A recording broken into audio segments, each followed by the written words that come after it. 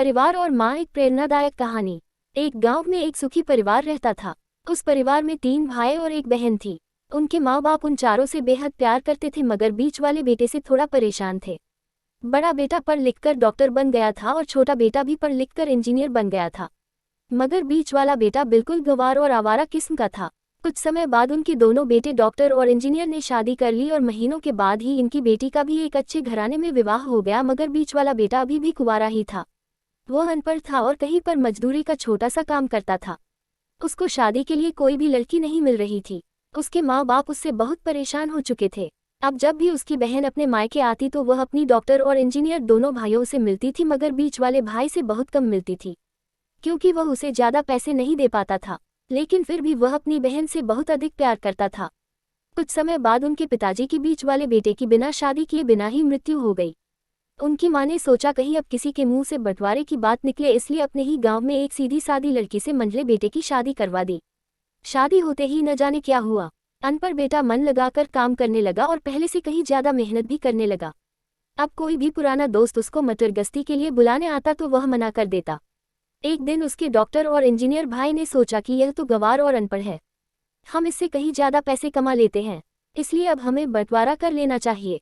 माँ के लाख मना करने के बाद भी दोनों बेटों ने बंटवारे की तारीख तय कर दी और उन्होंने अपनी बहन को भी बुला लिया।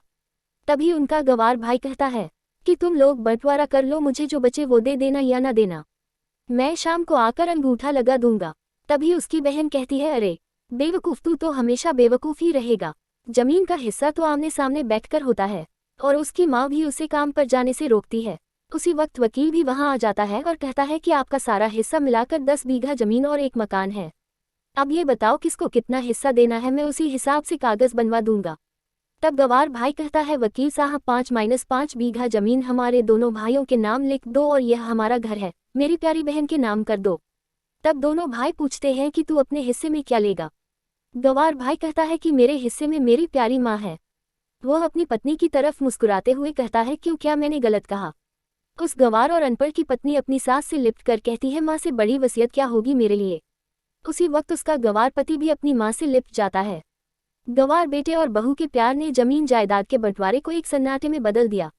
तभी बहन अपने गंवार भाई के गले लगकर लिपटकर रोते हुए कहती है कि माफ़ कर दो भैया, मैं आपको सम्मान नहीं दे सकी।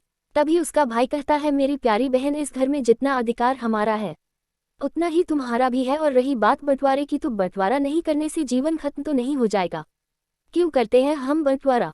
क्या हम एक साथ मिलकर नहीं रह सकते, जैसे हम बचपन में मिलकर खेलते रहते थे? एक साथ मिलकर रहने को ही तो कहते हैं एक अच्छा परिवार, और उसके परिवार को संभालती है एक माँ।